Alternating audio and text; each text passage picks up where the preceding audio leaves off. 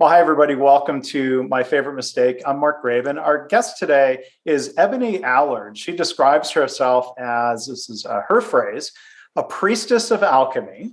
She's an award-winning international coach. She is, and in her words again, and we'll have a chance to talk about this, a misfit turned maven. She's an author, an artist, and an advocate. You can learn more about her at her website, ebonieallard.com, and I'll put a link in the show notes. So before I tell you more about Ebonie, who's joining us today from Spain, welcome to the podcast. How are you?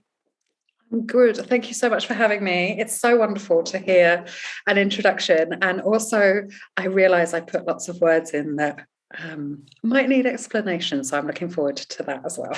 Well, we have a perfect opportunity to do that today. And there's a little more introducing to be done. Now, listeners are probably already wondering, okay, you live in Spain. Where are you from originally, Ebonie? I grew up in England, but I was born in France. I am here on a German passport. My family's Swiss. I lived in 7 countries before I was 7. And so the where are you from question always stumps me, but my accent is very English. So an international woman of mystery, to paraphrase the old Austin Powers-ish. I'm good with that. Yeah. Yeah. Well, you've done a lot of interesting things, and I'm excited to talk about that today. You can also, another website of Ebonie's is misfit2maven.com with the number 2 in there. She has been the host of the podcast previously, Adulting with Ebonie. She has a new podcast, Ebonie Unfiltered, and she's the author of books including Misfit to Maven, The Story of Argh to Ahhh, Build a Life as Extraordinary as You Are. And Ebonie, I heard your audiobook sample. Could you please, the way you say the subtitle has so much more inflection. Could you tell us Yeah, the title? Of course. So it's Misfit to Maven, the story of Ahhh to Ahhh. And it's a play on words which didn't work as internationally as I would have quite liked it to.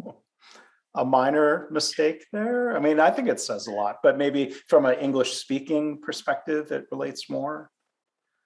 Maybe, I don't know. Most people get it. You know, it's interesting to use onomatopoeia in a book title.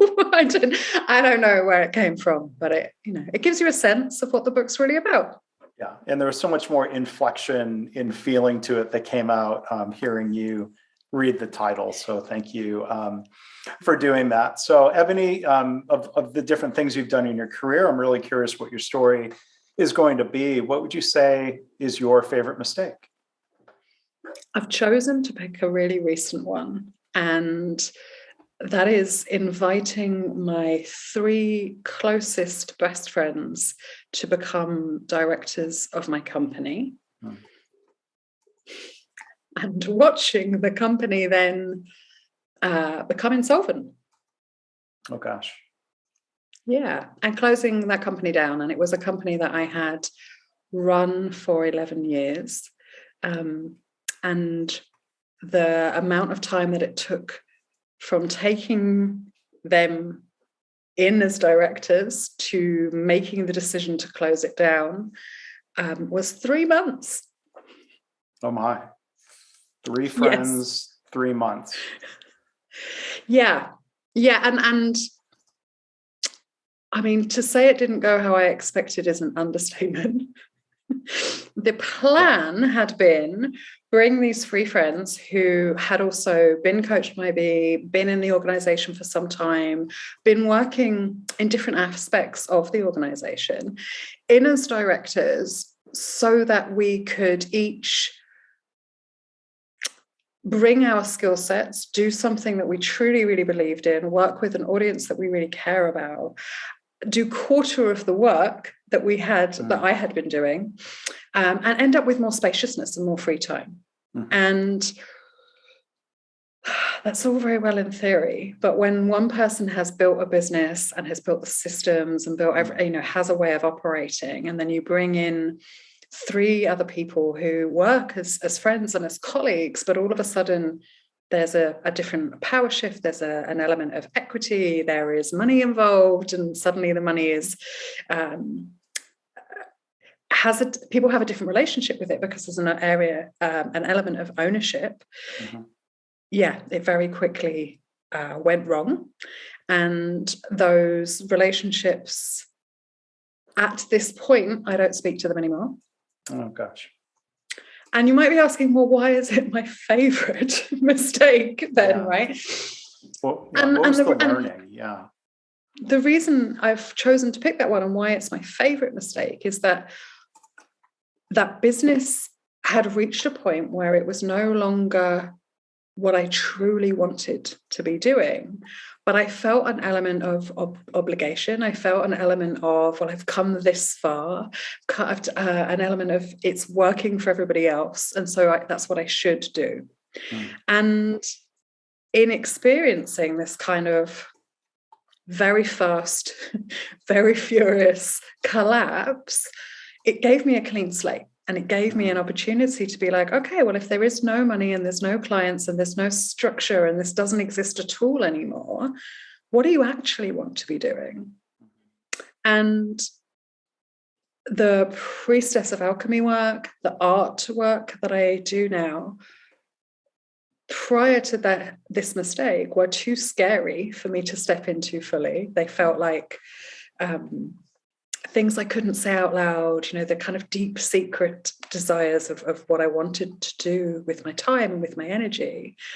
And by watching everything completely disappear within the context of the pandemic and the world changing so massively for everybody, actually it gave me the freedom to build something completely new and to be really, really authentic and to say no to anything that felt like it came from a place of obligation. And so I actually feel the relationship side, the friendship sides, that hurts. And at the same time, I know time is the only healer of that. But in terms of being in alignment and feeling fulfilled, I feel like it really was my favorite mistake.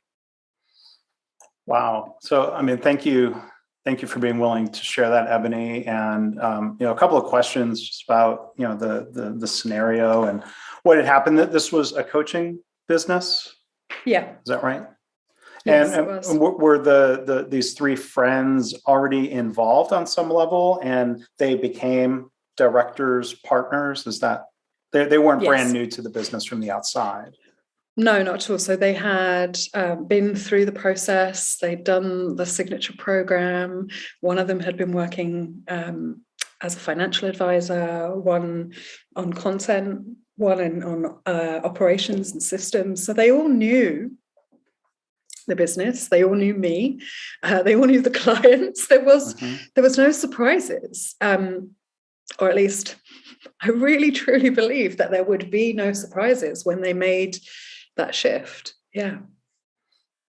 Now, was some of the kind of fast path to insolvency, was that a matter? How much of that was business dynamics with the pandemic or other factors? Where was it already headed in that path, and then it was bad timing of installing the others as directors? There's more to it. I feel like with hindsight, we can say it was a perfect storm. Maybe if there hadn't been uncertainty in the air already, maybe we would have had more time. But I think when you make a big leadership change and there's already a sense of uncertainty and people are already looking for a reason to withdraw their money or to find a way out of a contract, and this suddenly becomes the easiest way for them to do that, right? Like you change the terms, therefore I now feel wobbly. And if you imagine in a coaching journey, there's an element of risk and taking them out of their comfort zone anyway. And so as soon as you take someone out of their comfort zone, they will look for any reason to come out of that. So I think there's an element of that. And I also think there's an element of me having previously been the person who had done all of the sales. And when I stepped back from that, I truly believed that they would step in and they would find their voices. And for whatever reason, whether it was not enough time, or I don't know, or just it was needed to happen. It's sometimes really difficult to pinpoint exactly what happened, and I think it's often a combination of things. Mm-hmm. And it sounds like part of the situation where I heard you describing Ebonie was having reasons to try to step back. You wanted to create free time to do other things. Sounds like you had reasons to stick with it, reasons to try to step away, and everything that happened here was more than a push into moving forward to do some things now that, like you said, it was too scary to take that step beforehand. The idea of shutting down a business you've been involved in for 11 years, I'm sure is a difficult thing to face, even if you have excitement of, well, here's what I want to do, here's what I could be doing. It's a pattern for me, I have discovered, I don't want to close something if it's going well, right? Yeah. Even though in many life situations, I'm a leave the party on a high kind of a person, for some reason, I just couldn't do that with that business. And, maybe if I'd said, everything is going great, but my heart's not in it anymore, and I want to step away, maybe that could have worked. And I also know that people would have said, but why? Everything's great. And then I would have ended back in this position. And I feel like sometimes the best way for me personally to move on is when something doesn't exist anymore, or when I'm forced into it. And do I believe that somewhere I made this happen? I don't know, but I do, like I said, I do think it all works out in the end. Yeah. Well, and we'll talk about the new things that you're doing, or the things you're doing more of. But I'm curious to explore a little bit when you mentioned the idea of patterns, and reading your story on your website, you talk about, in your words, how you've suffered from burnout at the end of every job, at least earlier in your career. Is that a pattern that you've managed to break, or are breaking to avoid that burnout as you're throwing yourself into new things now? Yes. And I feel that what happened with Mr. Enterprise is looking to change a pattern, looking to see, okay, I know the energy that is driving this is me, and I'm losing that energy. What do I do before? Because my mental health, my physical health, I'm not willing to go that far. And I, through that pattern, through the learning, can see it a way off. And so that did not happen this time, right? My mental health is good. My physical health is good. The only thing that, and even then, the fiduciary health, of the company was terrible, but not for me. I am okay. And so again, I actually feel like I navigated this exceptionally well, given the patterns of my history, right? Like if you're supposed to learn from your past and make new mistakes, then I definitely did that. And burnout is not something that I suffer from anymore. What I'm learning to do is to recognize that I'm someone who likes to move on to new ideas or to new projects, and that keeping myself with one thing for the rest of my life sounds like a great idea on paper, isn't going to work for me. Mm-hmm. Is there, this could be coincidental, the pattern of moving around so much as a child, I wonder if that instilled an expectation of new places, new challenges, new projects, new learning? I ask myself that all the time, because I'm the oldest of many siblings, and the rest had a different experience, didn't have that movement as a young child, and are much more stable. And that's one way of looking at it, But I think it's a part of my personality, and I think in the work that I do, I look to human design and astrology and lots of these things that are based on your birth date and information. And there's a lot of information that says I am someone who likes new ideas and likes to travel and likes to move around and likes new cultures and new ways of doing things. So it is very difficult for me to know which one came first, right? Like, was I born into the environment that was suited to me, or did the environment make me? And I don't know. But yes, there's definitely a correlation. When people talk about nurture or nature, it could be both, nurture and nature leading you to this path. So you are good with words, or I think, phrases, it seems. And so I want to ask you a little bit of the meaning of the choices of words you use, labels for yourself. First off, Misfit turned Maven. I'm curious about both of those words, describing yourself as a misfit, why that word, and then that progression, what it means to be a Maven. People used to ask me about misfit and assume it meant rebel. And there's a difference between a misfit and a rebel, because a rebel is pushing against something, is reacting to something, wants to create something different or live in a different way. And it's very purposeful and it's very conscious. A misfit feels different, feels like they don't operate the same as the people around them. And when I was younger, it was because I'd had a different education, or I'd lived in a different country, had a different start in life. And so maybe it was that made me feel othered or different.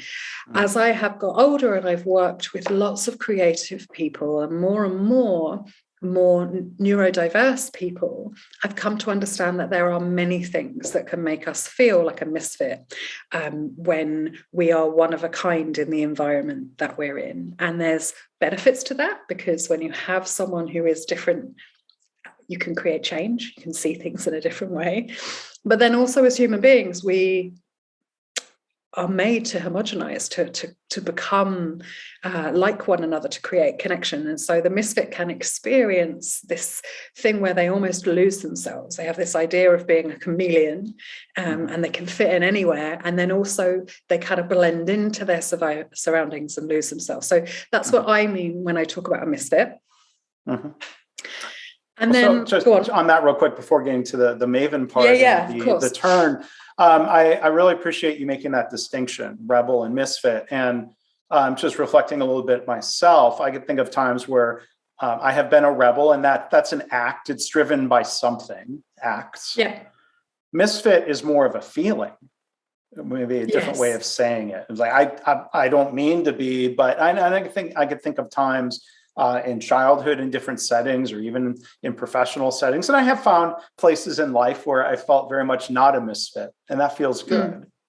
But there can be a certain discomfort with being a misfit that could drive you to new heights. There's something to be made out of that. Is that the for you anyway, turning to Maven, is that driven from the feelings of being a misfit, or is it just something you chose to say, okay, I'm going to turn into something? Maven sounds very positive. What does that word mean to you? There's two things there. One, the misfit element that you describe, I totally relate to that. And I feel like the other place where we see it is the underdog. And quite often the underdog feels like they are the only one. And then sometimes you see a band of underdogs come together and they form a collective, or, the Lost Boys, or all these different kind of places where there's community. And the beautiful thing about being a misfit is that when you own it, you can meet other people and you can still be yourself and be in community at the same time. And the word Maven, it actually came to me in a dream. I'd never heard it before. My grandmother, who is a Jewish woman, came to me in a dream and told me the name of my book. She told me it was going to be Misfit to Maven. And I looked up this word Maven, and in it, she told me it's an old Hebrew word, and it means expert by experience, one who understands. And so for me, the idea of being Maven is that we take ownership of our experience, of our uniqueness, and we understand ourselves, but we also relate and understand one another and understand the humanness, the fact that we all feel like a misfit sometimes and in some contexts. And so really the journey from misfit to maven is where we stop othering ourselves, where we allow ourselves to be different. We accept and embrace our shadows, our quirkiness, our difference, and from that place allow ourselves to fit in. Yeah, and misfit, I think, it's often connected to underdog. I don't think overdog is really a word, but I think of growing up and in different levels, the amount of privilege that I've had in my life. Mine is not an underdog story. I've had a lot of privilege and opportunity, but even with that, there's still sometimes that feeling of being a misfit, and learning to deal with that and finding places where feeling comfortable is not the only thing, but I think it's important to have at least a good amount of that. And I think that feeling of feeling comfortable that you explain is an internal feeling rather than an external feeling. And on the journey of personal development, my experience at least, is that when we stop looking for it outside of ourselves and start to look for it and find it within ourselves, then that transformation or that alchemy can take place. And that's really the thread that ties all of my work together, is that what you're seeking isn't outside of you. It's inside of you. Yeah. And so as you work with others, there's what's inside of us, and then there's the help or the insight or the questions that somebody else might bring to you. This other phrase, you describe yourself as a priestess of alchemy. Now, the engineer in me thinks, well, okay, I know you don't literally mean turning lead into gold. You're talking about more transforming people. Tell me about that phrase, what the meaning to you and to your work as priestess of alchemy. So the alchemy part, I am talking about emotional or spiritual alchemy, where we're turning our shadows or our undesirable parts, the things that we think of as heavy, because in old alchemy, it was from lead to gold, the heavy, useless weight into the one that was worth something, right? And it could be traded in some way. And so in spiritual or emotional alchemy, we're taking those heavy emotions or the shadowy parts of ourselves and transforming them into the gifts that create intimacy or other forms of wealth, which may also be financial. So that's the alchemy piece. The priestess piece for me has taken a long time to land with, because whilst I have a deep connection to spirituality, I have no religion or sense of or closeness or affinity with religion. And so it's been a difficult or uncomfortable journey for me. But for me, a priestess, whereas a priest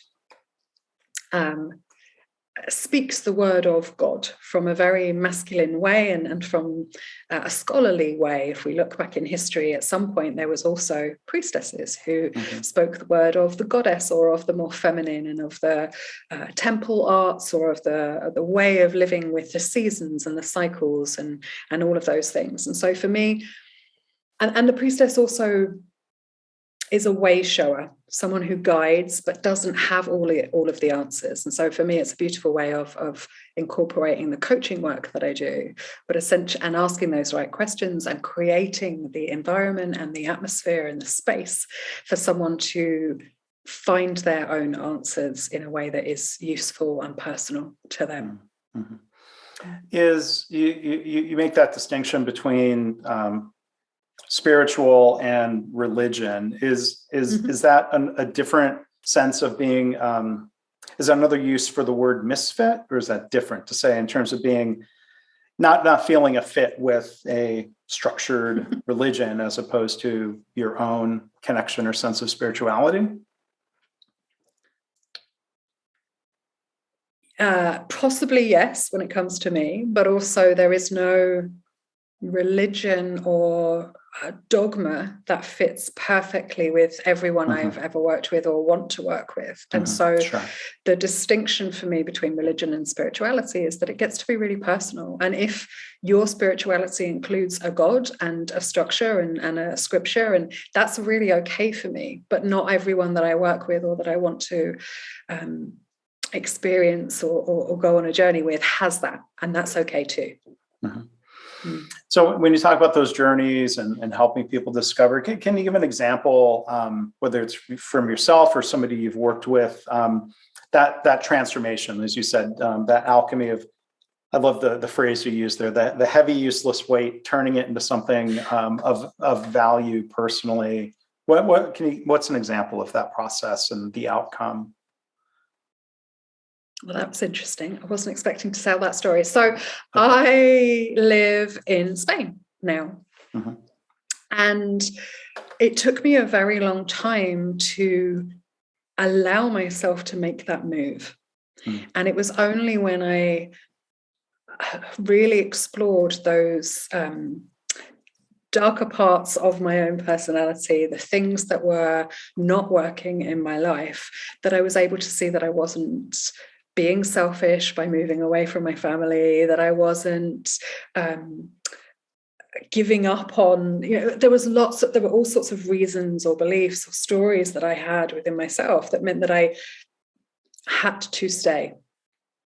And even today, when I have a conversation with my mum or with old friends, they'll say, oh, you're so lucky, or you're so brave and you're so courageous. And it's those projections from other people, but also internal things within myself, the heaviness of what it would mean. Because when we say yes to something, we're saying no to something also at the same time. So saying yes to sunshine and freedom and a cheaper way of life and, more beach walks and less work sounds wonderful, but it also meant saying no to Christmases, particularly in the last 2 years, right? Christmases, watching my nieces grow up, being there in person, spending, and so the alchemical process that I went through is meeting the parts of myself and accepting them and being okay with who I am. And in that journey, what's actually happened is I've made this move, but I'm actually closer to my family now than I potentially would have been if I was still in the same country, because we've made time to connect on FaceTime, to have video calls, to do really intentional things. But if I hadn't been through that journey for myself, I wouldn't know what those points were that were important and what the things were that I needed to do something about on purpose and with intention. So that may be a very simple story, but I felt like it's a practical story with which explains kind of sometimes how simple it can be to really look at the things that are stopping us from living our life in an empowered way and making the mental shifts that allow us to then make physical shifts. So I want to ask, we have a couple of minutes here about your art, and I'm not an artist, and I can't. It's hard to picture of like what is the process? You're starting with a blank canvas, and how do you turn? How do you convince yourself to move forward with an idea, a concept, to get started to turn that into art? Some of what you were describing there made me think of, made me wonder if there are parallels to the process of being a visual artist. Stop holding yourself back from creating, or does that come more easily to you? Creating has never been my problem. Allowing myself to think that anyone else would find it interesting, beautiful, would pay money for it, like that was the hardest part for me. So creating art, I do not have to think about what I'm gonna draw. The conditions have to be right. So I need to be relaxed. If I had decided to be an artist when I first graduated from university with an art degree, it wouldn't have happened, because if with that kind of pressure on my art to be the thing that put a roof over my head and food on my table, it wouldn't have happened. Because when I feel pressure, nothing comes out. When Yeah. when the circumstances are right and I feel really relaxed and it comes from a place of joy and playing with color and being something playful, I've just drawn half an oracle deck in 3 weeks, so 35 paintings, with a theme that came from, I have no idea where. But for me, the piece that's always stopped me from sharing my art with the world has been, a child could do that, or what is it, or the kind of the comments and the reactions from other people that I wasn't brave enough to withstand. And I feel like, having been on this journey and being in a place of Maven, I'm no longer looking for validation or a response. I do it for myself, and I feel very confident of putting them out in the world. And I really know some people are going to be like, wow, I need it. And other people are going to be like, what is that? And that's really okay. But for me, that process of alchemy has been about, being okay with my vulnerability being on show. And I saw you tweeted you're selling your first NFT, which is a whole new way of selling and putting something on the market. Tell me about taking a step into that, without getting into the nitty-gritty detail. I barely have an understanding of NFTs and cryptocurrencies, but okay. I'm curious to hear your story of getting into that as something new.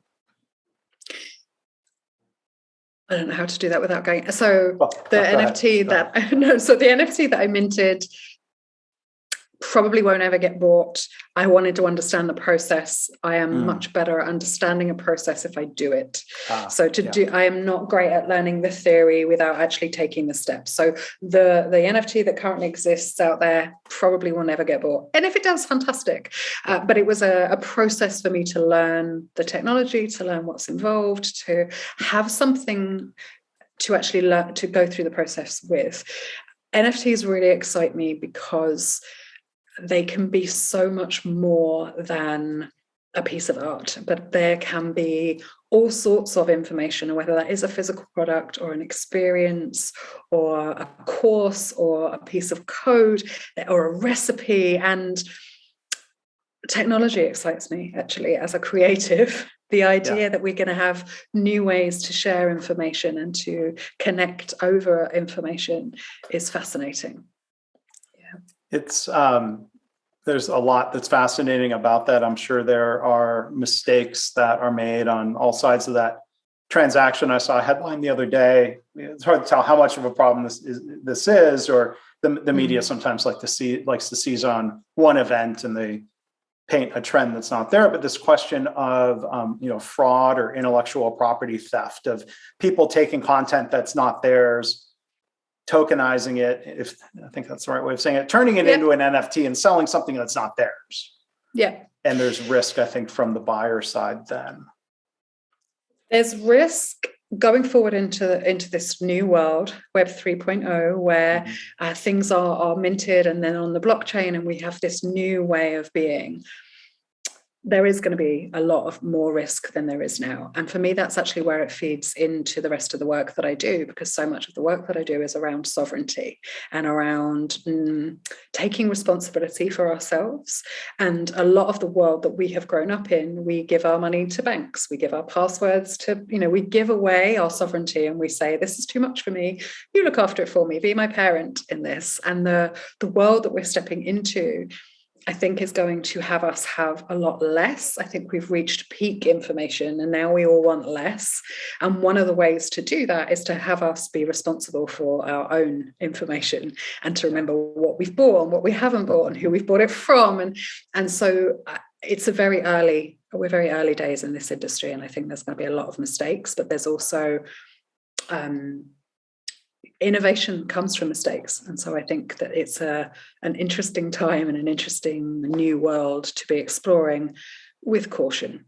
Sure, it sure is. And people who are wading into this, as we always talk about here on the podcast, learn from any mistakes, maybe learn from the mistakes of others, make your own mistakes on a small scale and learn from them and not repeat them. So again, our guest today has been Ebonie Allard. You can find her website EbonieAllard.com. And if the final thing I wanted to ask you about Ebonie, as a speaker and different roles that you play, there's a page on your site that spells out very clearly things that the types of people and situations you love to be a part of, the things I will do. And then there's a list very directly stated of I will nots. Like, for example, just reading one of them here, I will not participate in any events that do not display diversity and inclusion in different ways. I will not pay to be a part of your event or book or film or other opportunities. And I've been asked at times, or essentially to pay to participate in something. So I'm curious to hear, a little bit of the story or reaction. Has this been a helpful filter to kind of just lay it out there? Here's what I will and will not do in terms of working with people. You would be surprised how many people don't read it. Yeah. And how many times I politely send it again.